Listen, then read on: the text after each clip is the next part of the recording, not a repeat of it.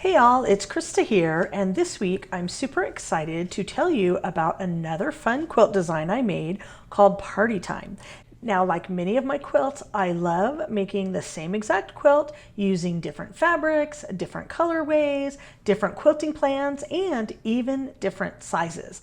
I think you're really going to like this one, so stay tuned and check it out.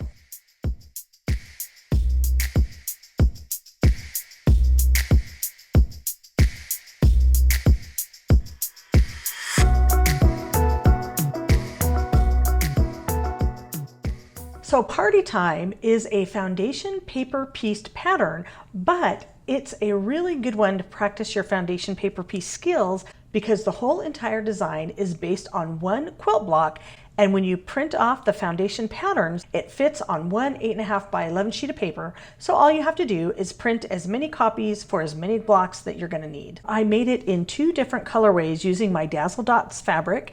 I chose a more traditional teal and orange colorway, along with a really interesting purple and chartreuse color. My quilt patterns all come in multiple sizes so that you can make any size you like, and it's very easy to make it smaller or larger to fit your needs. But just like any of my quilts, it'll look fabulous no matter which fabrics you choose. And to make it easy to follow along with whichever colors you choose, there are full color diagrams, and I've numbered and lettered everything so that you know which fabric goes in which position on the quilt. It's really fun to follow along. You can see a little sneak peek for how I cut out all of the pieces in my purple colorway. And I'm also going to include some photo step outs showing how I made this quilt earlier. With many of my patterns, I always love updating them, refreshing them, and making new samples, and sometimes I even rename them. To begin, roughly cut apart the 2 different sections you'll be piecing. Make sure that you leave the 1/4 inch seam allowance around the entire unit. Then, following the pattern instructions, cut out all of the pieces so that they're roughly about 1 inch bigger than the finished size. This will cause some fabric waste, but my philosophy is I'd rather waste a little bit of fabric than waste so much time trying to line things up perfectly. I'm going to utilize a method that I call fold, trim, sew, and press. To begin, line up the first rectangle unit so that the wrong side of the fabric is touching the back or unprinted side of the foundation template. You should see a little bit of fabric peeking around on all sides. You can pin it or add a dab of glue from a glue stick to keep it in place. Now our next step is to fold. You're going to grab a piece of heavy paper. In this instance, I used the thickness of the quilt pattern, and that's going to be your straight edge guide. Then you're going to fold over the template on the line in between the first and second unit. The next step after folding is to trim. The easiest way to do this is to use an add 1/4 ruler, which sticks out 1/4 inch beyond that folded edge, and that gives you your perfect 1/4 inch seam allowance. The next step is to sew. Now you're going to take the second piece and line it up with that first piece that has already been trimmed. But you're not going to sew on this side. You're going to flip it over. You're going to sew on that first line in between those 2 pieces. But here's a catch. Make sure that you start sewing 1/4 inch before and 1/4 inch after that printed line, so that includes your seam allowances. The last step is P, press. Open up the 2 pieces, press it with a hot dry iron or a seam roller. And now we'll repeat the same process for the entire section. Fold, trim, sew, and press. So what you're folding is the next line that you are going to sew on. This time it's the very short line between 2 and 3. Use your cardstock to fold over the foundation template, add your 1/4 inch seam allowance, and then trim off the extra with your rotary cutter. Sew the next piece by taking that background square and lining it up right sides together. Check the printed side of the paper to ensure that your square of background is going to cover the entire sewn line. Open up the piece that you just sewed and press it again from the front. Fold over the next line that you're going to sew, use your add 1/4 ruler, and trim it off straight. And flip the paper over again so that you can see the proper angle so that you can align the next piece you're sewing. You know the drill. Pick up that piece, right sides together, make sure that it's lined up, flip it over, and sew on the next line, including those 1/4-inch seam allowances. You'll continue repeating this process over and over again for each section on each part of the foundation template. If you were worried about your seams coming apart, you can backstitch at either end and sew with a shorter stitch length. For this particular pattern, there are 2 sections that you will be sewing. Once each section has been sewn together separately, you can follow the cutting lines to trim off both sections. Sew those 2 sections together and trim up your blocks according to the unfinished size in the pattern. After making one test block like this, then continue sewing all of the blocks in the same manner. You can either wait to remove your papers until the entire block is sewn, or you can remove the papers on each section and then sew them together. Now you can see what it looks like when I was actually doing this on the updated version of Party Time using my Dazzle Dots fabric. So I recommend pressing every seam as you go and pressing your blocks really flat so that the quilt lays nice and flat for machine quilting. So here's a quick overview of my spray basting process. I take my quilt backing, a lot of times I piece my backings, and I take it outside, wrong side up, and I spray it with a light coating of 505 basting spray. I'm making sure to get coverage around all edges of the quilt backing, and my backing is going to be larger than my batting and my quilt top so that I don't have to line things up perfectly. Now, the 505 spray is the only spray that I've ever used. I've never tried another brand, so it's the only one that I can attest to. I set my quilt backing aside, and then I spray some of the 505 onto the wrong side of my quilt top in the same manner. Now, a bonus tip is that you want to shake the can and make sure that it sprays cleanly out of the nozzle, that nothing is gunking up, and you'll know that you are good to go. Once I have sprayed the wrong side of the back and top, then I take both layers inside and I assemble them on my design wall. This works no matter how big the quilt is, and the quilt backing is just sticking to my flannel design wall. I'll put a couple pins in there if I need to. You'll see that I'm using a long acrylic ruler that acts as kind of an arm extension and allows me to really smooth out the entire backing. If every single layer of the quilt is flat and smooth, it makes it so much easier when I machine quilt. Now I'm adding my batting that I had cut off the roll. And again, the batting should be bigger than the quilt top, but a little bit smaller than the quilt backing. Again, I'm using that ruler. It's basically smushing the fibers of the batting together, and it is smoothing it out at the same time. Once those 2 layers are ready, I can do the same thing with my quilt top, smooth it all out. And sometimes I try to scooch it kind of over in the corner so that I can trim off most of the excess, but I still want to make sure there's a little bit of batting and backing sticking around on all 4 sides. The ruler also helps me so that I can smooth it out and I can kind of line up all the blocks in place so that my corners are going to be square and my blocks are going to be at 90-degree angles. This is kind of what I call pre-blocking. Then I'm going to trim off all 4 sides so that I'm only leaving about 1 or 2 inches so that it doesn't get tucked under while I machine quilt. The final step of my magical basting process is to iron both sides of the quilt to set the glue. So I'm ironing with a hot, dry iron, no steam, and I have a big board that sits on top of my ironing board that gives me extra room. So I'm just taking my time to iron all of the quilt backing and get out any wrinkles. I do the backing first, and then I will flip it over and do the same thing on the front. This is such a game changer because not only are the fibers all mushed together, I get out any wrinkles, and it just kind of compresses everything. And this has worked with pretty much any batting that I've tried. If it's your first time, you might just want to practice on a small sample first. But once it looks good on the back, then I just flip it over to the front side and I repeat the process. I can use my ruler to smooth things out again if needed, and then I'm going to iron everything together with the iron.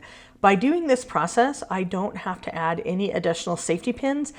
and the layers stick together. Now, they're not stuck like super glue, so you can peel them apart if you get a wrinkle or if you need to smooth things out as you go, and you can always re-iron during the quilting process. I normally don't have to do that. Just the fact of basting it together, smushing it together, and then ironing both sides to set the glue has really worked well for my process. So if you haven't tried this yet, give it a try. Let me know what you think. Once the quilt is basted, I'm ready to get to the fun part, machine quilting. An important part of my machine quilting process is picking a thread that's going to blend in. In the purple version, I could have gone with the variegated purple or the solid purple, and after a little bit of testing, I decided that I liked the solid purple best, but that's really personal preference. So I didn't take any video while I was machine quilting because I was on a deadline, but you can see the close-up swirl design that I did, which adds lots of amazing texture. This is an edge-to-edge design, and I'm going to show you how I accomplished this using another quilt that I made previously. So first of all, my number one tip whenever you're doing any machine quilting design is to draw it out first. You can draw out a quilting plan on a picture of your finished quilt, or if you're doing an edge-to-edge design, you can just draw it on paper like I'm showing here. So basically, I'm working out how I am going to machine quilt swirls, and the easiest way to get a successful swirl is to just draw these little swirl designs and fill in with additional lines to fill in all the spaces. It doesn't have to be perfect, and you'll notice as I draw it out that my lines, because I'm drawing with a dark ink on white paper, you can see all the imperfections. But once I quilt it, it's going to look amazing. So now here's what it looks like on an actual quilt. You can quilt the swirls large or you can quilt them small, and right now I'm stitching at actual speeds so you can see what it sounds like as well as what it looks like. For this particular quilt, I actually went with the variegated thread color, and honestly it's really just a lot of fun to experiment and play. So here's a couple of tips while I'm machine quilting this. I'm using my Bernina that allows me to drop the feed dogs while I free motion quilt, and I'm using a free motion foot that fits my machine. You can use a stitch regulator, but I usually don't because I learned how to quilt without it and I'm very comfortable. But the most important thing is that it's an open toe. Mine happens to be a number 24, but it may be different depending on the machine and model and brand that you have. The important thing is you can see that when I am quilting on darker fabrics or more solid or tone-on-tone fabrics, you can really see the quilting. And when I'm quilting on busy fabrics where the thread is going to blend in, you're not going to see it as much. So I recommend practicing, but using those busy fabrics to hide your imperfections. So when I'm free motion quilting, my feed dogs are dropped, and I am the one regulating the stitches depending on how fast or slow I'm moving my hands relative to the speed of the machine. It's really more of an art than a science when it comes to free motion quilting, but the idea is that you want to move smoothly and you want to push your quilt smoothly under the machine. It's like a new muscle memory, so it does take time to get comfortable with free motion quilting, but you know what? The more you do it, the better you will get. In fact, I recommend practicing on real quilts, and if you don't like the way it looks, just give the quilt away. Someone else is going to think it's amazing. But if you quilt an edge-to-edge design like I'm doing, quilt it from one edge all the way across the quilt, and by the time you're finished with that quilt, you will be an expert at that design. So I'm going to continue letting this just go at regular speed so that you can watch. And a couple things to look out for is notice how often I stop and reposition my hands. This is probably one of the most overlooked things when it comes to free motion quilting. You want to quilt smoothly in between your hands, but when you feel like you're starting to reach, stop with your needle in the down position, move your hands, and then get to another position. If you think about it, I'm only quilting about 4 to 5 inches of the quilt at one time, whatever the area is between my hands. So focus on that little area and keep that area nice and flat and smooth. Doesn't all that texture look fabulous? For the teal and orange version of Party Time, I did a similar technique, but instead of quilting curvy lines, I quilted straight geometric lines instead, a design that I call square boxes or square spirals. To stitch, start with a straight-ish line and draw a square shape. focus on the square-ish because I don't worry about whether or not my corners are all exactly even or pointy. If you have a little bit more of a rounded shape, that's perfectly fine too. Remember, you're going to have your own unique quilting signature. The important part is to keep drawing or quilting all the way around the area, filling it in. If you feel like you're stuck in an area, you can simply stitch on top of a previous line of stitching or cut through some of your other designs. Because this is such a random and carefree design, little mistakes are not going to be noticeable at all. You can either quilt single boxes, or you can go around some of the shapes to create double boxes, or you can combine them in the same design. You can work methodically around the area to cover to make sure you stitch the entire area. For example, you might start on the bottom of the area, number 1, and you want to get to the top, number 2. So just meander your way up and down, back and forth, all over, filling in smaller spaces until the entire area is covered. Remember to draw this out first and then try a similar idea on your practice sample. And now here's what it looks like quilted on an actual quilt. I didn't have a chance to take any video when I was stitching this design on my party time quilt, but it's the exact same technique that I'm showing here. So I've got the quilting gloves, which are helping me grip the quilt so that everything is nice and smooth, and I'm stitching at actual speed in real time. You can see what it sounds like, and of course it may sound different on your machine. Just like my other quilt that I showed you, I'm stitching with the open toe free motion foot, my feed dogs are dropped, and I'm regulating my stitches myself by trying to move smoothly under the machine. So once you get the basic free motion technique down, which means stitching in any direction, the sky's the limit when it comes to your creativity and your design.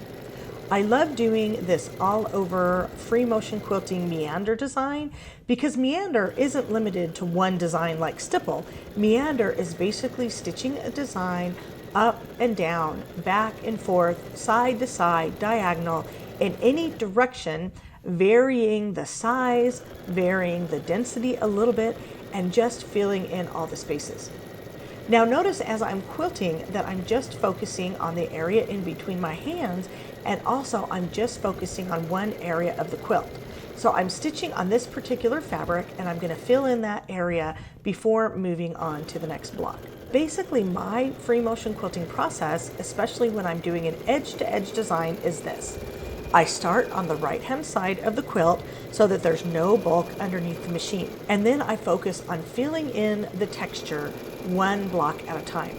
Once I'm finished with one block, I will move on to another block, slowly and methodically working my way block by block across the quilt.